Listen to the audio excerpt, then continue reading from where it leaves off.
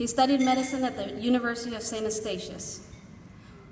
One fact many people don't know about Justin is that he plays the viola. He also has been on the Regional Airport Commission for the past couple of years. Justin has successfully completed the Advanced Obstetrics curriculum and will receive the endorsement in addition to core family medicine. For those of you coming up on your boards this year, I highly recommend you ask Justin for a copy of his board review notes. They are literally amazing and complete. He transcribed all of Up to Date onto a single note card. It's just a very big note card. He's going to go into practice in Fort Smith and will be working for Sparks Health System. He will practice outpatient medicine, but will continue to practice obstetrics as well, sharing call with his residency alma mater as volunteer faculty. And I think he had something to do with that Lonely Planet ad as the videographer.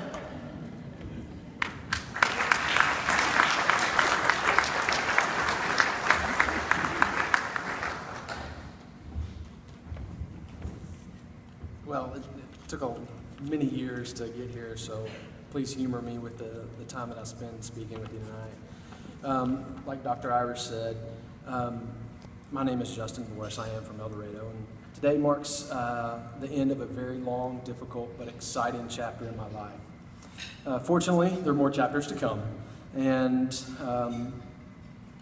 being from El Dorado is a unique, small little town. I called that place home for 18 years and have many memories of being raised there. I learned many life lessons, and my parents, grandparents, and friends were ones to thank for that. It was in that small town that I knew one day that I would be a doctor. Around 7 or 8, I walked into the hospital with my mother. We were in search of my grandmother. She was a nursing administrator there. And we were there to pick something up or just to meet her or something like that. And honestly, I hated hospitals. I loathed going there. And there was bad smells, and there were sick people, and I thought there was probably dead people around. And to a 7 or 8-year-old, that's pretty scary. But despite that, I knew deep in my gut when I walked in that one day I would be a doctor. Why, I don't know. But I knew it was going to happen for some reason.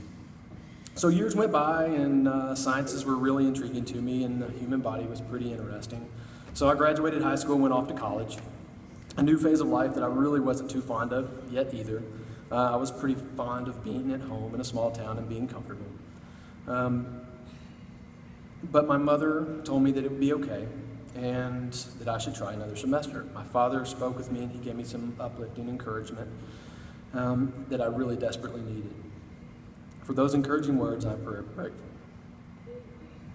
I recalled how hard it was and how hard I saw my parents working and my grandparents work to achieve, provide, and help me to be successful. And for that, I'm eternally grateful. I knew I had great role models, but only in hindsight do you truly learn to appreciate the sacrifice made. As I struggled through college, there were some successes, and of course there were failures.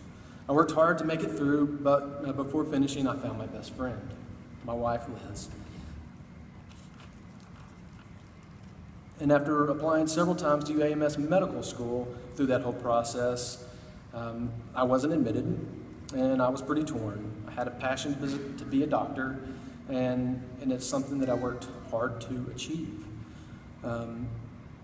And I just wanted the opportunity to prove that I could do my passion, or what I thought would be.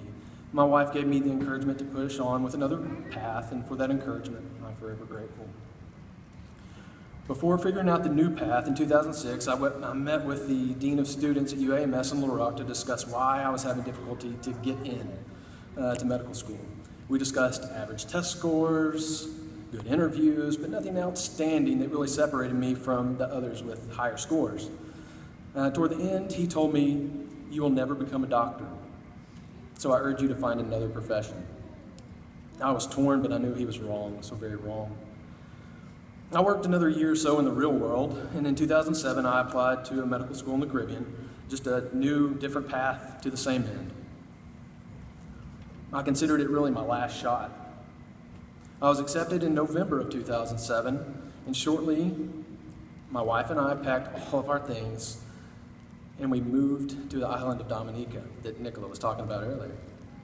We spent about 18 months there, learning, living, and growing. And we were very fortunate to have immense support from home. To my in-laws, parents, grandparents, I am forever grateful. To my wife, who has supported my dream from the days we first met, with all of the crazy studying, through all of the twists and turns in career achievement, I thank you, and I am forever humbled and grateful. Your words, your heart, your encouragement have carried me through some of the most difficult times. Many of you do not know how fortunate we are to be a part of a residency, any residency. Once you're on this side of things, having matched, only can you really truly begin to understand. So to kind of help clarify, this program receives approximately 3,000 to 4,000 applications a year for the spots that we have, just for the residency class. Now, many of those applications are filtered and given the certain requirements of the program, but it narrows it down to about 1,500 or so plus. And that approximately 1,500 is further sifted through to interview 100 or less people. From that pool of people, only 9 in the upcoming class are given a position. So you can see how fortunate we are to be standing here today. To the current and upcoming residents, never take that for granted. Know that at any moment there is somebody out there, even if it's not in a field that they truly wanted to be in, willing to replace you. For their future depends on it too.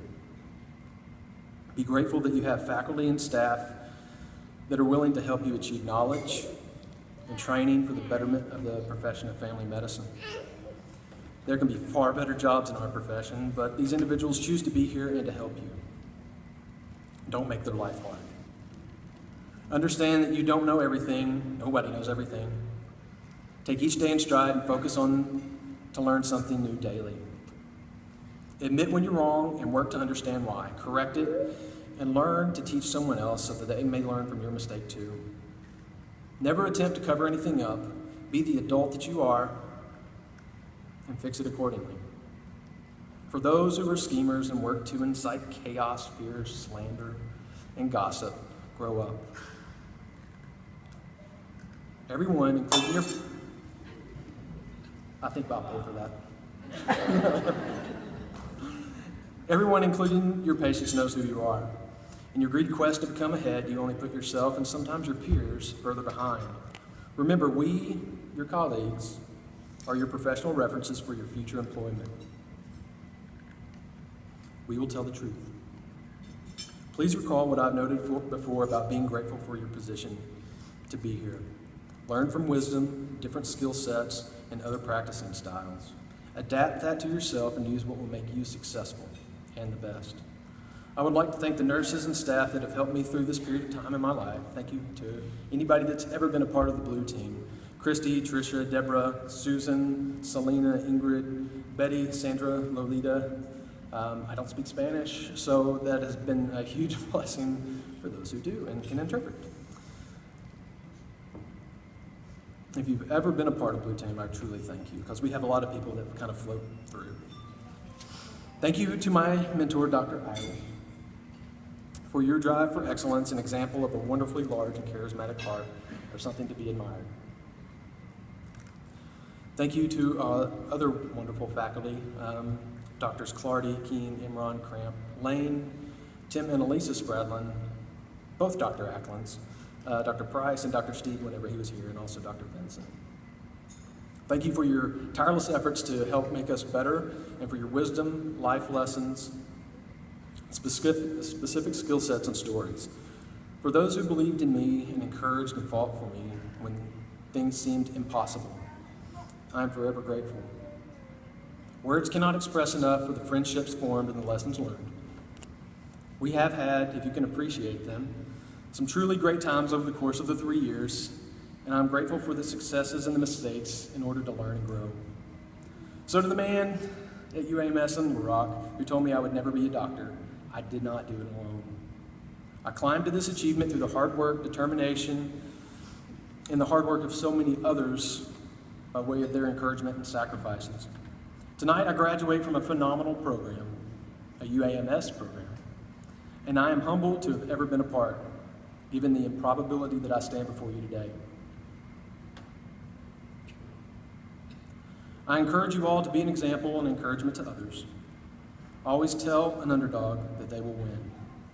Generally, they already have it in their heart and will firmly believe you. Of course, most will never succeed, but for the few that do, they will certainly recognize and carry forth with them the ones that cheered them on. Be the one they remember for the positivity in their life. Be compassionate and be the type of doctor where people are knocking at your door to have you take care of them, but you cannot because you are full of capacity. Thank you and God bless.